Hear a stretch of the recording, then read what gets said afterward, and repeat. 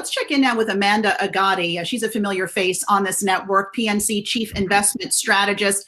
Amanda, thanks for being with us. I just want your take on what you saw the Federal Reserve do today to help calm the markets, especially the credit markets. Well, thank you so much for having me back again. It's great to see everybody, even under these circumstances. You know, it's been a really interesting few weeks. The Fed and the Powell Fed in particular clearly is willing to do whatever it takes to try to stabilize and fix the plumbing in much of the fixed income markets. They are excellent at providing liquidity to the system. And I think with the announcements this morning, that just furthers the point that they are willing to do kind of whatever it takes. The challenge is really that we haven't solved the solvency issue. And that's where fiscal stimulus really needs to come into play, and fast. And so I think that's really why you saw futures start to rally into the open, because the Fed, you know, again, is pulling out all the stops, throwing the kitchen sink at it. But without a true fiscal stimulus package being passed, and that was a real disappointment last night, you know, the challenge is still, where do we go from here? So we really do need fiscal stimulus to step in and solve the solvency issue right now.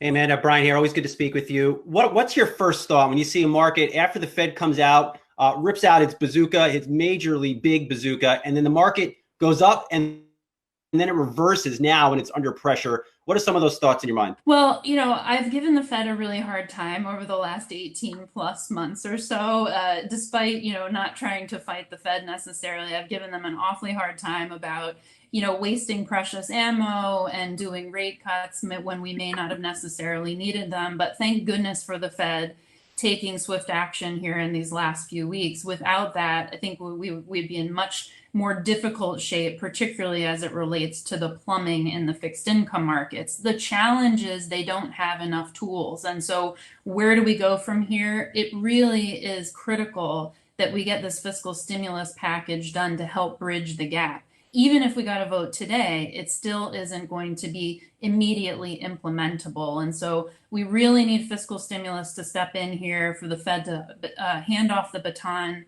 to fiscal stimulus. But then the other thing, and no policy can really cure this, is where do virus cases ultimately crest? We're nowhere near that, or at least it doesn't feel like we're anywhere near that. And so until the market can perceive us getting close to the peak or the cresting, I think the markets are just going to continue to chop around and be disappointed. Hey, Amanda, it's Heidi here. So yeah, we're waiting the fiscal stimulus bill at this point. But in this environment that we're in, with all of this uncertainty, no one has any idea when we're really going to be able to emerge from this. How should investors be positioning themselves in this kind of situation, specifically when we're talking about portfolio allocation? Well, believe it or not, there are a number of actions that investors should be considering in this environment. This is not a do-nothing environment, but we would caution to not make grand and sweeping portfolio changes, particularly given the number of dislocations that we're seeing. This has not really been a very orderly market correction. That's probably an understatement. And so we're very much guiding investors to walk, not run, as it relates to portfolio rebalancing. There are other things that actually look pretty interesting in this environment. We actually think, believe it or not, emerging market equities are at a very interesting position here. And so we are encouraging investors to get close to their strategic targets, both on emerging market equity side of the equation, but also for emerging market debt. We think those two areas, those two asset classes look particularly attractive here. Another one is global infrastructure. It really is a nice way to stay invested in equities, but provide some ballast into portfolios, dampen that volatility exposure, given the less cyclical nature of the infrastructure businesses in that particular asset class. The flip side, though, is something that I don't think is getting enough attention really in the midst of the crisis as it relates to the virus, and that's really understanding energy exposure in portfolios, both on the equity side and fixed income side. You know, we've had this double whammy effect where the virus and the shutdowns related to that almost happened simultaneously with the OPEC price war.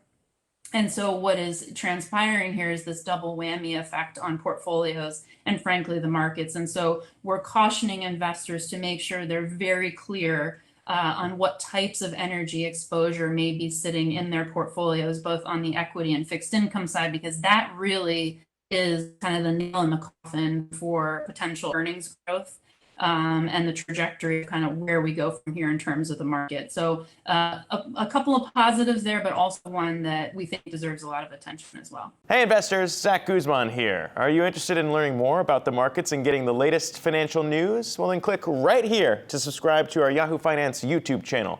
Get the latest up-to-the-minute market analysis, big interviews in the world of finance, and information on how to manage your money every day wherever you are.